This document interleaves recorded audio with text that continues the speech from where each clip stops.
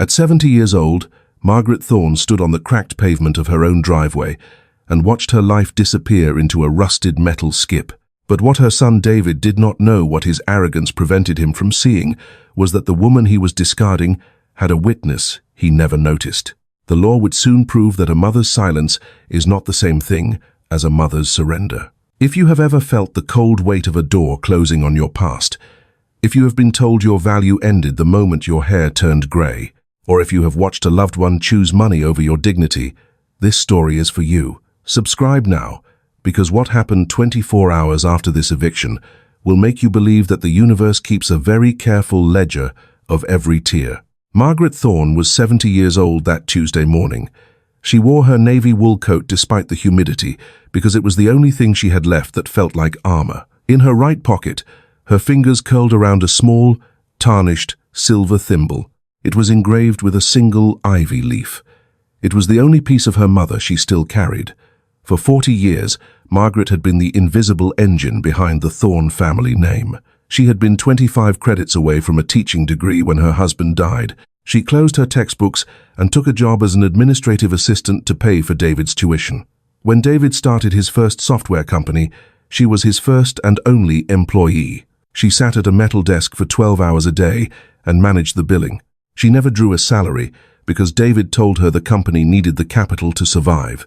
She sewed her own clothes for a decade so he could wear the suits required for his investor meetings. She had been the one who answered the phones, the one who calmed the creditors, and the one who made sure the taxes were filed. She did it all because he was her son. She believed that a mother's work was the foundation for a son's future. She never asked for a contract. She never asked for equity. She never imagined she would need either. Now, David stood by the yellow skip with a clipboard in his hand. He was 42 years old and wore a watch that cost more than Margaret's first house. He didn't look at her. He looked at the men in orange vests who were carrying her oak dresser out the front door. The dresser hit the side of the skip with a hollow, metallic thud. "We're worried about you, Mom," David said. He checked his watch as he spoke. "At your age, you can't manage this big house alone." He signaled for the men to take the boxes from the porch. "We're just being realistic about the maintenance." He didn't mention the $3 million offer he had accepted from a developer. He didn't mention the luxury condo downtown that he had already bought for himself. Margaret watched as a box of her old journals was tossed into the skip. The lid flew open, and pages of her life fluttered in the wind. David stepped on one of the pages as he moved to answer his phone. He didn't even notice the ink smudge under his leather shoe. It was a diary entry from the year he was 5. It was the day she had stayed up all night to finish his handmade Halloween costume. Across the street, a curtain moved in Mrs. Gable's window. Mrs. Gable was 75 and knew exactly what it felt like to be erased. She held a professional-grade camera with a long lens. The shutter clicked quietly, capturing the image of David tossing his mother's wedding photo into the trash. The photo was in a silver frame. David didn't want the photo, but he had checked the back to see if the frame was solid silver. When he saw it was only plated, he let it go. The glass shattered against the bottom of the bin. "It's a clean break, Mum," David said, tucking his phone back into his pocket. "You'll be so much more comfortable in the assisted living suite." He handed her a small manila envelope. "I've arranged for the first month's deposit." He did not look her in the eye. He looked at the skip, which was now nearly full of her 40 years of history. Margaret reached into her pocket and gripped the thimble until the metal bit into her palm. She looked at the house she had scrubbed and painted and loved. She looked at the son she had built from her own sacrifices. She did not scream. She did not cry. She took the envelope and turned toward the street. "You should have planned better, Mom," David called out. "This is what happens when you live your whole life without thinking ahead." He said it with a tight, practical smile. He believed he had won. He believed the law was on the side of the person with the signature on the deed. Margaret kept walking. Margaret Thorne was 70 years old, and her memory was a library of things she had given away. She sat on a bus bench 3 blocks from the house she no longer owned and watched the shadows stretch across the pavement. She remembered the summer of 1988. David had been 18 and wanted to go to an elite summer coding camp in California.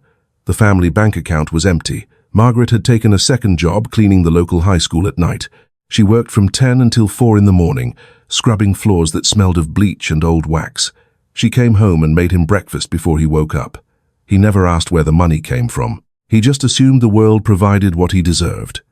When he graduated college, she sold her mother's antique dining set to pay for his first office lease. She ate her meals on a card table for 3 years. She told herself the wood didn't matter as long as her son had a place to build his dreams. For 35 years, she was the first person in the office and the last one to leave. She handled the payroll for 50 men, while her own clothes grew thin at the elbows. She never took a vacation because David said the company was too fragile to survive her absence. She had believed his words were a compliment. She didn't realize they were a cage. She remembered the sound of the sewing machine in the late evening. Her mother had sat in the same corner Margaret later used for her office. Her mother would press a silver thimble against the fabric with a steady, rhythmic click. Margaret pulled that same silver thimble from her pocket now. The metal was worn smooth in the center from decades of pressure. It was a small, hard thing in a world that had gone soft and treacherous. It was the only piece of the Thorne legacy that David hadn't found a way to monetize. Before the betrayal, her life had a quiet, predictable rhythm. She woke at 5 and walked to the end of the driveway to get the paper. She spent 2 hours in her rose garden before the sun got too high. She knew every bird that nested in the oak tree by the porch. She had a routine of making tea in a blue porcelain pot that had belonged to her grandmother. She had expected to do these things until her hands grew too tired to hold the kettle. She remembered the day she signed the new deed. David had brought the papers over during Sunday dinner. He had been charming and attentive, filling her wine glass and asking about her garden. "It's just a formality, Mum," he had said, sliding the document across the table. "It keeps the house in the family name and protects you from the new tax laws." She had looked at him, her boy with the same blue eyes as her husband. She had signed the paper because she couldn't imagine a world where her own son would lie to her. She had been making a peach cobbler for dessert. The scent of cinnamon had filled the air. She hadn't noticed that David didn't stay for a second helping. He had tucked the signed paper into his breast pocket and left before the crust was cold. The employees at the office had seen the change before she did. They began to look at her with pity instead of respect. David had started moving her files into the basement. He told her it was to save her from climbing the stairs. He said he wanted her to focus on relaxing. In reality, he was erasing her footprints from the company she had built with her own sweat. He stopped inviting her to the Christmas parties. He stopped asking her advice on the quarterly taxes. He treated her like a piece of office equipment that had become obsolete. Margaret looked down at the thimble in her palm. The ivy leaf engraving was nearly gone, rubbed away by her mother's labor and her own. She remembered the way the office used to feel on a Friday afternoon. There was a sense of shared purpose that she had mistaken for family loyalty. She had sacrificed her education, her comfort, and her security for a future she thought was shared. She had been wrong. The bus arrived, a heavy roar of an engine that shook the bench. She stood up, her knees cracking with a sharp, familiar pain. She didn't know where she was going, but she knew she couldn't stay, where she could still see the roof of her old house. The morning sun hit the yellow metal of the skip with a blinding, clinical glare. David stood on the porch, with his hands tucked into the pockets of his tailored trousers. He watched the two movers struggle with a heavy oak sewing desk that had sat in the hallway for 40 years. The wood was dark and rich, polished by the hands of 3 generations of women. "Careful with the doorframe," David said. He wasn't worried about the desk. He was worried about the resale value of the house. Margaret stood on the edge of the driveway in her navy wool coat. She felt the silver thimble in her pocket, a small, hard knot against her thigh. "David, that desk has a hidden drawer," she said. Her voice was steady, but it sounded small, against the sound of the moving truck. "Your grandmother kept her most important things in there." David didn't look at her. He was busy scrolling through a PDF on his phone. "We discussed this, Mum," he said. "The assisted living suite is fully furnished, with modern, ergonomic pieces. You don't need this old dust collector anymore." He signaled to the movers with a sharp flick of his chin. They didn't use the ramp. They swung the desk between them and tossed it over the high side of the skip. The sound of splintering oak was loud and sudden, like a bone breaking in a quiet room. One of the drawers flew open mid-air and spilled its contents into the trash. Margaret saw a bundle of yellowed lace and a collection of vintage thread. Spools vanish under a pile of old carpet. David used the toe of his polished leather shoe to push a fallen spool of silk thread into the gutter. "We're not being cruel, Margaret," he said, using her first name as if she were a difficult client. "We're being practical. At your age, you can't be expected to manage a house full of relics." He pulled a manila envelope from his briefcase and held it out. "I've made sure you have a place of your own. You're not getting nothing. You're getting a property." He smiled, a tight, professional smile that didn't reach his eyes. "It's a clean break. This is fair." He didn't mention that the house they were standing on had just been appraised for $8 million. He didn't mention that he had already signed the papers to transfer the funds to his offshore account. He only mentioned the peace and quiet she would find at the Willow Creek cottage, the mahogany table to the skip, the velvet curtains to the skip, the porcelain tea set to the skip. While David calculated the commission on his next luxury development, Margaret received what he called the rest.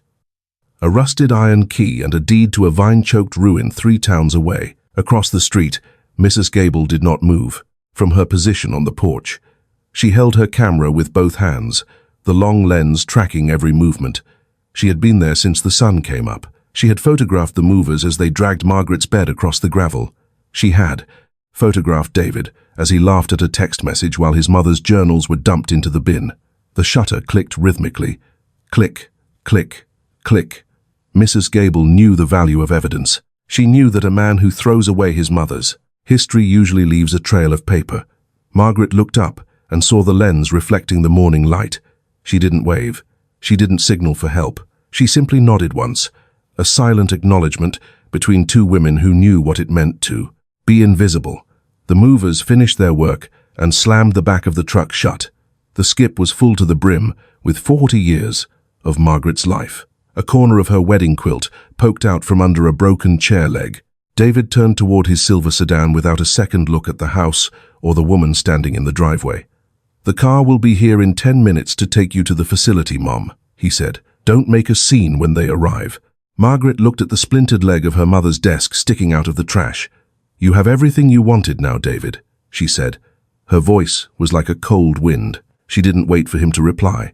She turned her back on the house she had built and began to walk. She didn't head toward the spot where the transport car would wait. She walked toward the bus stop at the end of the block. In her pocket, she gripped the silver thimble until her knuckles turned white. She still had the key. She still had her name. The truck engine roared to life. Margaret sat on a molded plastic chair at the regional bus terminal. The air smelled of diesel exhaust and stale coffee. Above her, a flickering fluorescent bulb hummed with a low, persistent vibration. She opened her black leather purse and placed it on her lap.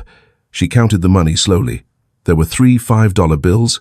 There were 9 $1 bills. In the small zippered compartment, she found 3 quarters, a nickel, and 2 pennies. $24.82. That was all that remained of a life spent building a multi-million-dollar company. She didn't count the silver thimble in her pocket. The thimble was not currency. The thimble was a promise. She pulled her phone from her purse. The battery was at 42%. She looked at the notification bar. 0 missed calls, 0 text messages. The silence of the device felt heavier than a physical weight. She scrolled back through her last few months of messages. They were all from David. "Don't forget to sign the insurance forms, Mom. The accountant needs that signature by 5. We're just trying to protect your future." Every word had been a brick in the wall he was building around her. She thought about the assisted living facility.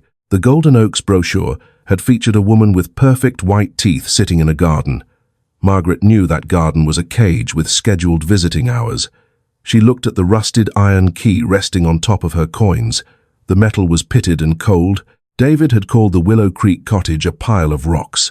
He had laughed when he told the attorney it was the only thing his father had left solely in Margaret's name. He thought he was giving her a burden. He thought the lack of electricity and the leaking roof would break her in a week. He expected her to crawl back to him and beg for the comfort of the suite he had chosen. Margaret closed her purse. She stood up and walked toward the ticket counter. Her knees ached. She didn't ask about the bus to the city center. She didn't ask about the shuttle to Golden Oaks. "One way to the Willow Creek crossroads," she said. The clerk didn't look up from his screen. "That bus leaves in 5 minutes," he said. Margaret walked toward the gate. A stray dog with matted grey fur sat by the heavy glass doors. He didn't bark.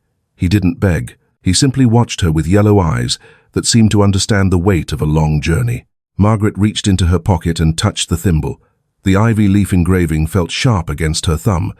She remembered her mother saying that a sturdy needle could mend even the deepest tear. The bus pulled into the bay with a hiss of air brakes. It was an old vehicle with peeling paint and windows covered in a layer of road salt. Margaret climbed the steps. She chose a seat in the very back, where the engine heat seeped through the floorboards. She watched the terminal disappear.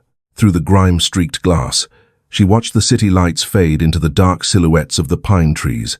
She was 70 years old, and she was heading toward a ruin. But the ruin belonged to her. She took the manila envelope David had given her and tore it into small, jagged pieces. She dropped them onto the floor of the bus. She didn't look back to see where they landed. The bus slowed as it reached a gravel turnout. The driver called out the name of the crossroads. Margaret stepped down into the tall grass. The air here was cold and smelled of damp earth and rotting leaves.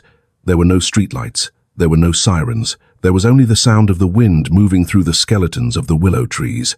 She pulled her coat tighter and gripped the iron key. The path to the cottage was nearly invisible under the overgrowth.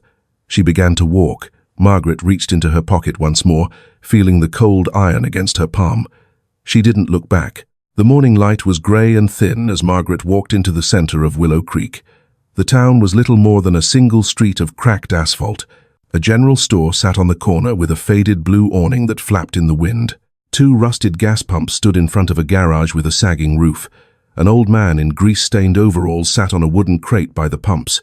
He watched Margaret approach with a steady, unblinking gaze. "You're Margaret," he said before she could speak.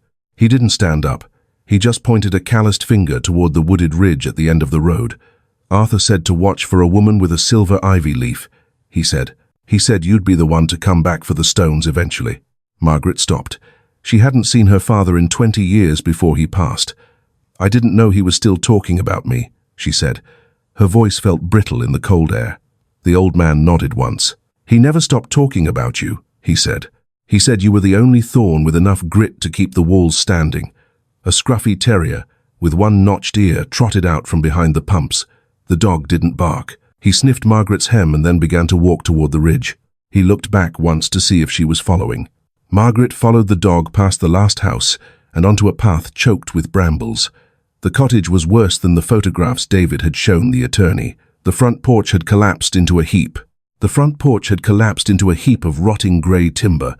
Vines thick as a man's wrist climbed the stone walls like strangling fingers. They had forced their way into the window frames and shattered the glass. The chimney leaned at a dangerous angle. It looked like a skeleton resting in the mud. Margaret felt the weight of her $24.82. The math of the repair was impossible. The house was a ruin. She stepped over a fallen beam and reached the front door. It was heavy oak, silvered by decades of rain. A single patch of green grew near the threshold.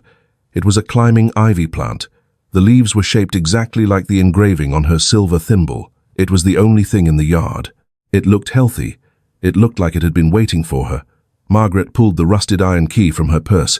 Her hand shook as she fit the metal into the lock.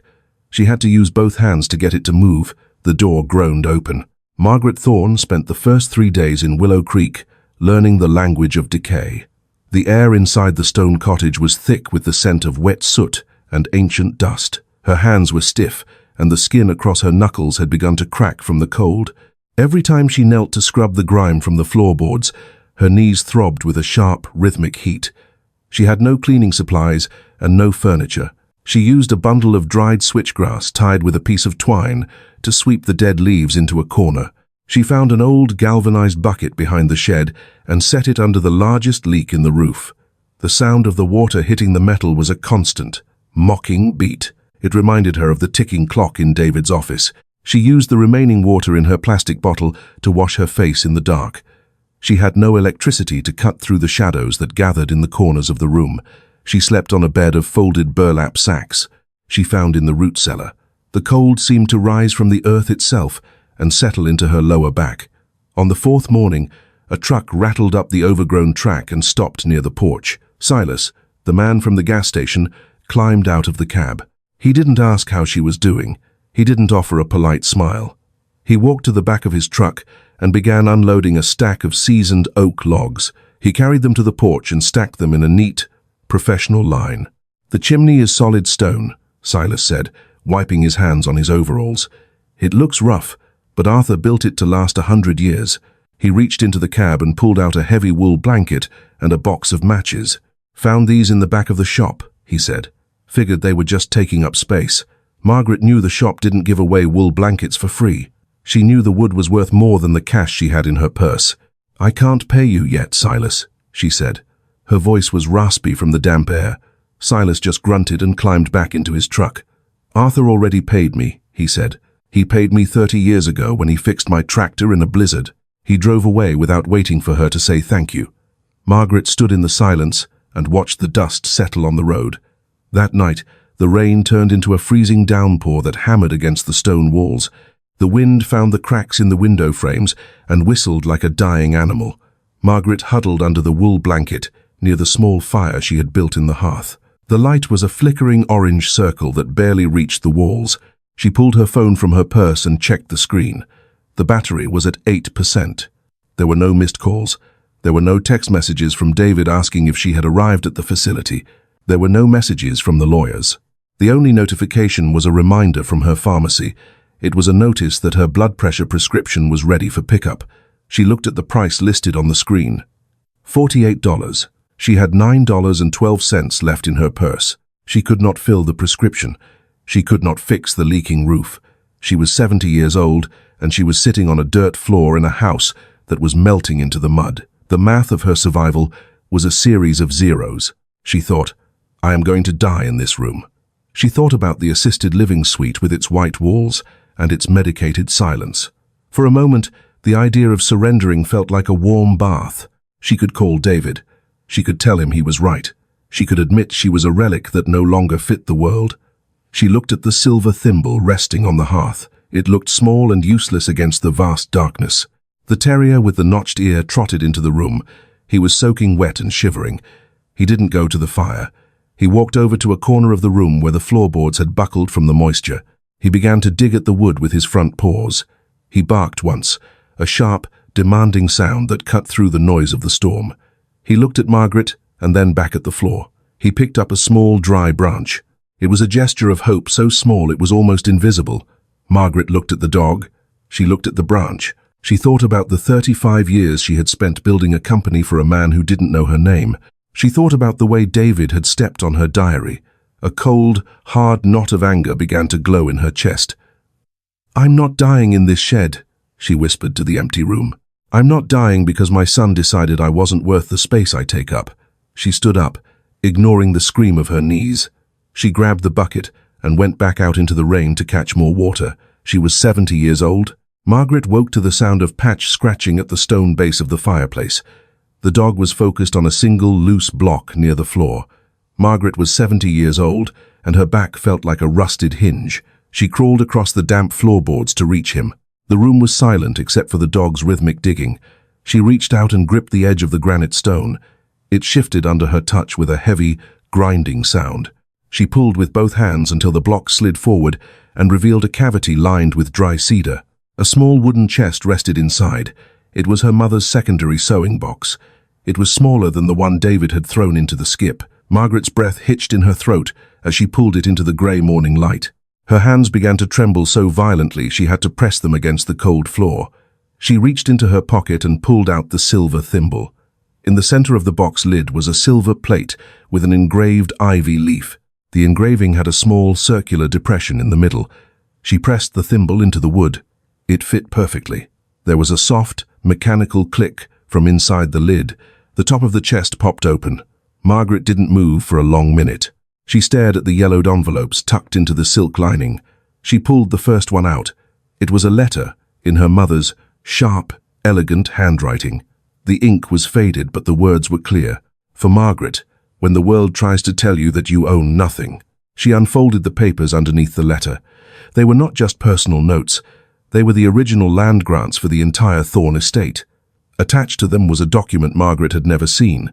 It was a restrictive trust agreement. It stated that the main house and the company could never be sold without the express consent of the eldest female heir.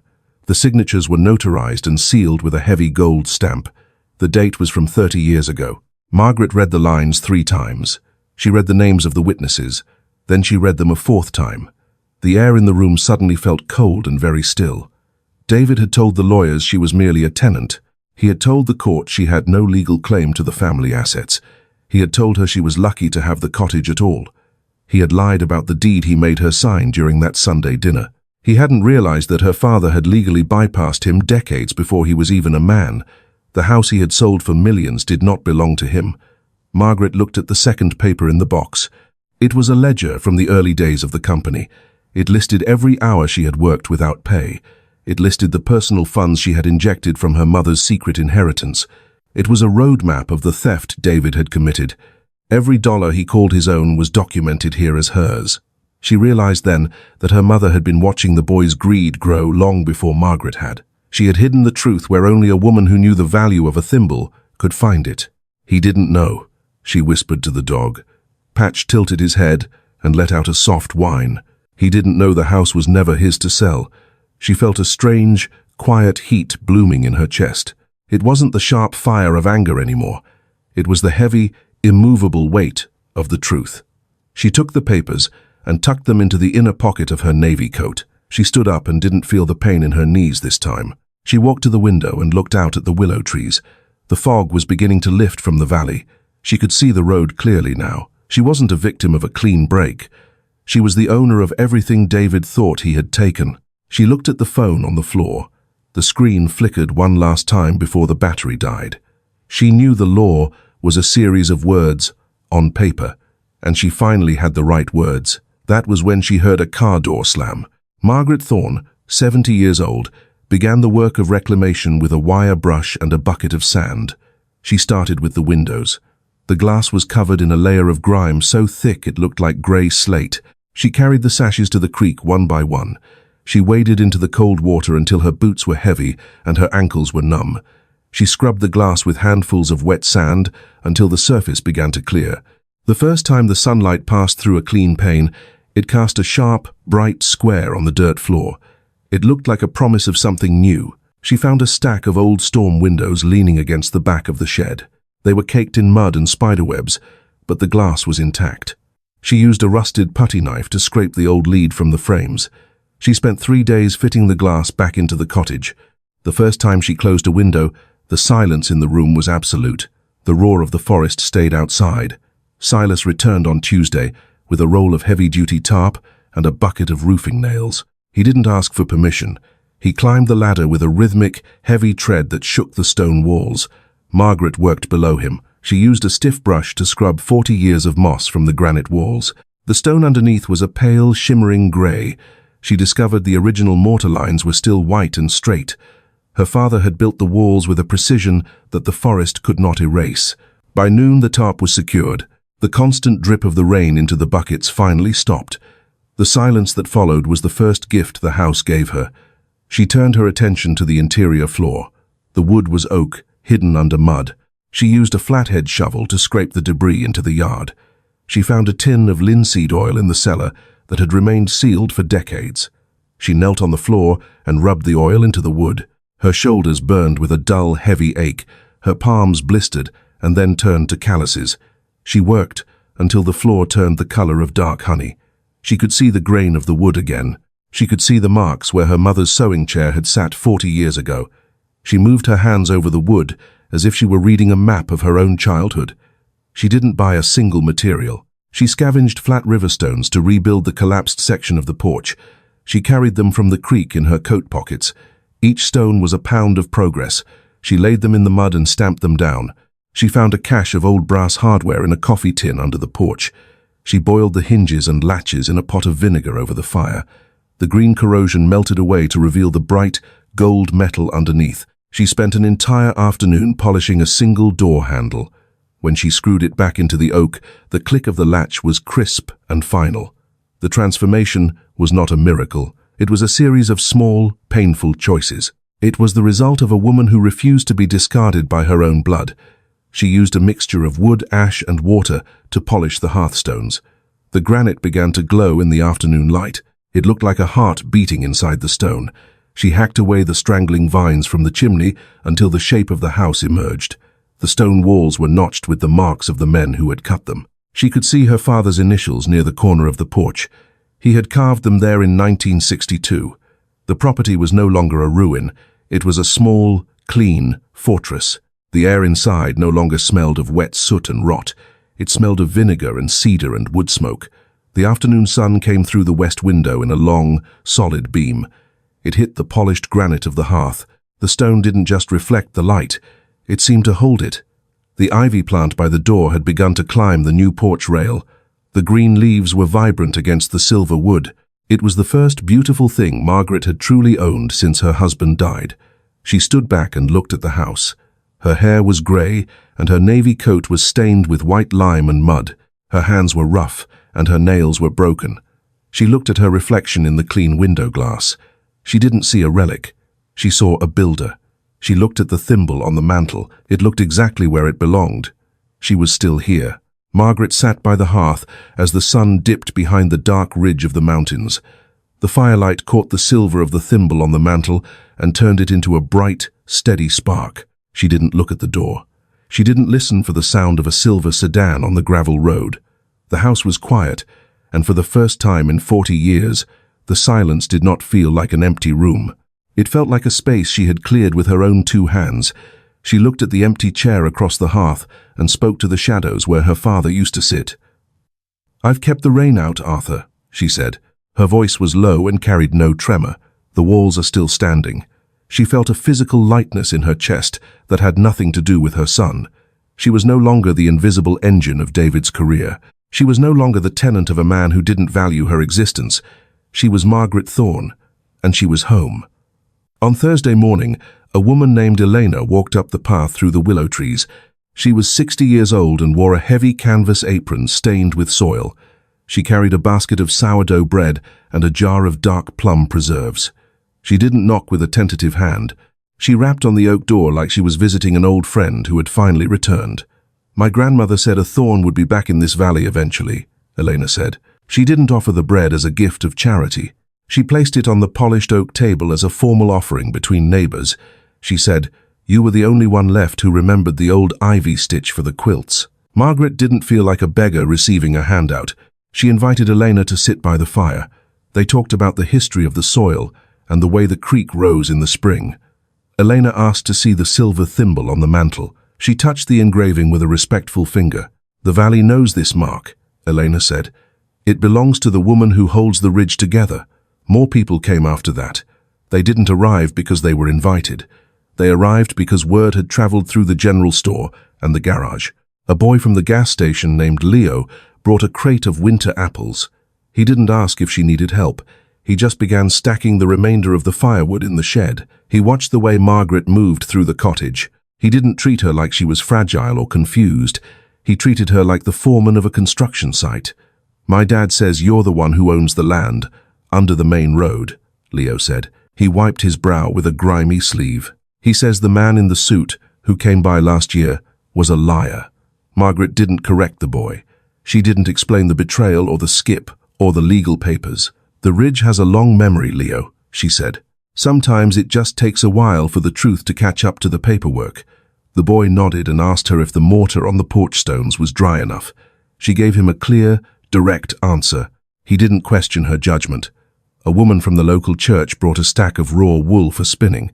She sat on the porch with Margaret, and they worked in a comfortable, rhythmic silence.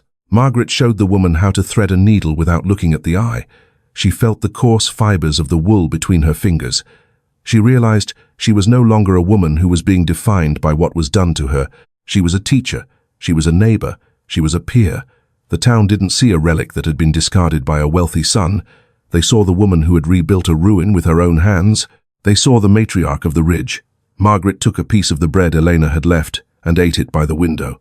The crust was thick, and the center was soft and warm. She looked at her hands in the afternoon light. They were stained with walnut dye and scarred from the wire brushes. The skin was tough, and the muscles in her forearms were strong. She didn't look at the wrinkles around her eyes in the reflection of the glass. She looked at the steady set of her jaw. She was 70 years old, and she didn't need anyone's permission to exist. She felt the cold granite of the hearth under her feet. She felt the warmth of the fire on her shins. The math of her survival was no longer a series of zeros. She had a house, a name, and a community that recognized both. That evening, she sat on the porch as the moon rose over the trees. She didn't think about the $8 million house in the city. She didn't think about the corporate office or the payroll she had managed for free. She listened to the wind moving through the willow trees. She felt the rough stone against her back. It was solid. It was hers. She was complete within herself. She picked up a small piece of charcoal from the fire and began to sketch a design on a scrap of wood. It was a new pattern for a quilt. It was a pattern of ivy leaves and stone walls. She was already planning for the winter. She was already planning for the future. She was still here. The sound of a silver sedan on the gravel road was the first warning. The engine was quiet, but it didn't belong to the ridge. Margaret Thorne sat on her new stone porch and watched the car stop near the willow trees. David stepped out of the driver's seat. He wore a grey suit that looked like a layer of plastic against the deep green of the forest. He looked at the restored stone walls and the clean windows with a look of genuine confusion. He didn't see the labor. He only saw the value. "We've been looking everywhere for you, Mom," David said. He walked toward the porch, with his hands open in a gesture of false relief. The facility called and said you never arrived. "We were worried sick." He stopped at the base of the new stone steps. "At your age, you shouldn't be wandering off to a place like this. It's just not safe." Margaret didn't stand up. She didn't invite him onto the porch. She kept her hands in the pockets of her navy coat, her fingers resting on the yellowed envelopes. "I imagine you were worried, David," Margaret said. Her voice was as steady as the stone wall behind her, "but I suspect you were more worried about the title search." David's smile didn't falter, but his eyes moved to the front door. "I don't know what you mean," he said.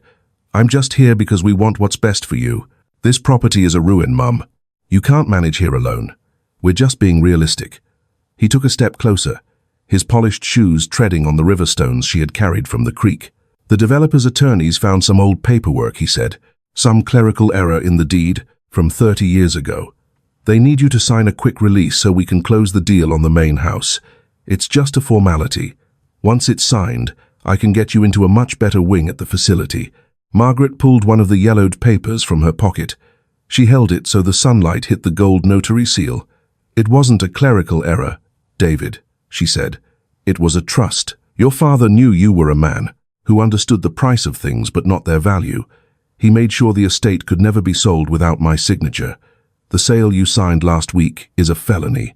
David's face went very still. The mask of concern began to crack. "You're being dramatic, Mom," he said. His voice had lost its warmth. "You signed the deed at dinner. That's the only paper that matters. Don't make this harder than it needs to be. You're 70 years old. Who is going to believe you over a team of corporate lawyers?" Margaret looked past him toward the road. A second car, an older station wagon, pulled up behind the silver sedan. "Mrs. Gable climbed out of the passenger side. She was holding a thick manila folder and her camera. A man in a dark suit followed her. "This is Mr. Henderson," Margaret said. "He is the attorney who handled your father's secondary filings. And this is Mrs. Gable. She has 300 photographs of you, throwing my mother's sewing desk into a skip. She has a clear image of you stepping on my journals. She also has a photo of you taking a silver frame from a box before tossing the picture inside." Margaret stood up then. She looked down at her son from the porch she had built. "The court received the emergency injunction an hour ago," she said. "The judge saw the photographs of the destruction of the trust assets. The order was signed 10 minutes later." David looked at the attorney and then back at his mother. "You're going to ruin everything for a pile of old furniture?" he hissed. "The deal is worth $8 million. Do you have any idea what this will do to my reputation?" Margaret didn't blink. "You gave me this ruin because you thought I was worthless," she said. "You thought I was a relic that could be thrown into a bin. You were wrong about both." She reached into her pocket and pulled out the silver thimble. She held it up so it caught the light. "You have 24 hours to retrieve every item from that skip," she said. "Every book, every chair, every photograph. If a single thread, every chair, every photograph. If a single thread is missing, I will file the criminal fraud charges." David started to speak, but Margaret held up her hand. "There is no more talking, David. You're not being cruel. You're being practical." She walked into the cottage and closed the oak door. The lock clicked with a clean, heavy sound. 24 hours after the door clicked shut, A large white delivery truck rumbled up the gravel path. It stopped under the heavy branches of the willow trees. Two men in clean uniforms stepped out and lowered the heavy hydraulic ramp. They didn't swing the furniture. They moved with the slow, careful precision of men who knew a court was watching. The oak sewing desk came first. One corner was chipped and a drawer was missing its handle, but the frame was whole. They placed it in the center of the porch near the new stone stairs. The boxes of journals followed. The wedding quilt was delivered in a dry plastic wrap. Even the shattered silver frame was returned in a padded envelope. Mrs. Gable stood on the lawn with her camera. She photographed every item as it touched the ground. She checked each piece against a long, legal inventory list. David was not there. His signature was on the delivery manifest, but his face was nowhere to be seen. The legal reversal had been absolute. The trust was restored. The sale of the main house had been voided by the court before the check could clear. Every piece of the Thorne legacy was back under Margaret's roof. The movers finished their work and drove away into the twilight. Margaret stood on the porch and looked at the mountain of her own life. She didn't feel overwhelmed. She felt recognized. She walked to the oak desk and ran her hand over the scarred wood. The wood was cold, but it was solid. She thought about the son who had tried to erase her. He had been forced to spend his own money to bring back the things he called trash. He had been forced to acknowledge the woman he tried to ignore. The silence of the ridge returned, but it was a different kind of silence now. It was the silence of a battle that had been won without a single shout. He was wrong about the stones.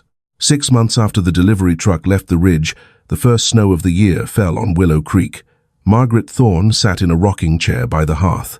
The oak sewing desk stood against the far wall, its broken handle replaced with a new brass pull. The fire burned low and steady. She held a piece of the wedding quilt in her lap. She was repairing the tear in the fabric where it had caught on the edge of the skip. The room smelled of pine needles and warm wool. She pressed the silver thimble against the needle. Click, click, click. The ivy leaf engraving caught the orange light of the embers. The stitch was straight and invisible. Margaret looked at the window where the frost had begun to bloom in delicate patterns. She smoothed the fabric with a calloused thumb. "The seam is holding, Mama," she whispered. She set the needle down and watched the snow settle on the willow branches outside. She was 71 years old. She was still here. Justice is not always a gavel in a courtroom. Sometimes it is a woman refusing to let the thread of her life be cut. Margaret's story proves that the things we build with our hands belong to us long after the world tries to take them.